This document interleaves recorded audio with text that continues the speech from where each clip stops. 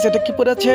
আরে আরে, এটা তো ক্যান্ডি। আরে ক্যান্ডি আমার খুবই পছন্দের। আরে সাদিয়া, তুই চকলেট কুড়িয়ে খাচ্ছিস? আরে আমাদের কাছে দেখ কতগুলো ক্যান্ডি আছে, তোকে আমরা দিব না। আরে আমি আগে এদের জন্য কত কিছু না করতাম, আর এরা এখন আমার সাথে কিরকম ব্যবহার করতেছে।